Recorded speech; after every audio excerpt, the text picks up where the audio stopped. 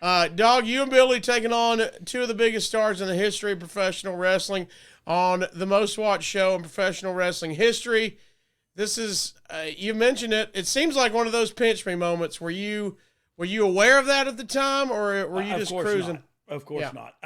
I'm cruising. And truth be told, I wrongly considered myself belonging in that match. I mean, looking back now, and you see, like, okay, dog, you were no Rock or Austin, and but at the time, I was in the match with them, and I was high, so I thought I was equal to them.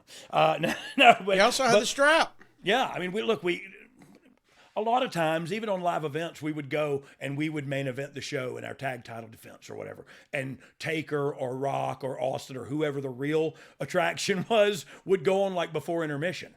And then they could shower and get dressed and leave or whatever. Yeah. And we would close the show. And that was, it just went that way. And so this was one of those times where I appreciated them thinking highly enough of us to put us on TV in that spot. You know what I mean? That says a lot, especially now knowing the importance of that spot and the importance of a landscape on television, period. And so having a somewhat of a grasp of that now, it's really impressive to me that we were the main event of the show in a tag title defense. You know what I mean? That's cool to think about now. At the time, I just thought I'm doing my job, and how quick can we get out of here and get to the next town?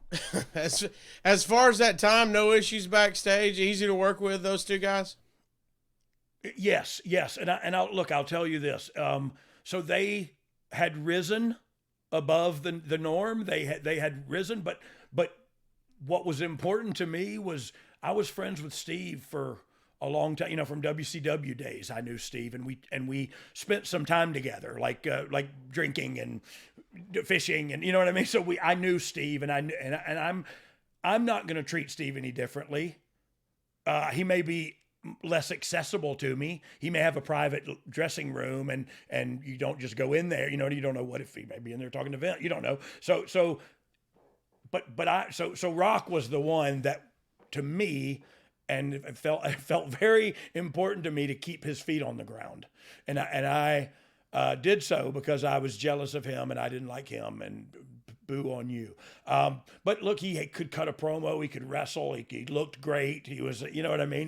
He's the total package on the reel, and I wasn't that, and so I was very jealous of him. And I've told him that and apologized since, but it still doesn't take away the fact that I took it upon myself to keep his feet on the ground. And I did that with verbal abuse and pot shots in the ring too. You know what I mean? Like he knew that when they were there, and he would bring it back, and we would, you know, you kind of left it all out in the ring for sure.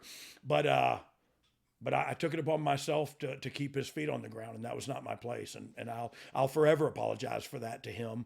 But it was just, we were just in the ring wrestling, and I'm in the ring with you, dude. So you're equal to me. You know what I mean? And look, and like I said, in retrospect, I see we're not equal. We're not equal as far as intellectual properties are concerned. You know what I mean? In the eyes of God, you and I are the same. But in the eyes of the consumer, of the almighty consumer, we are not. And I understand that.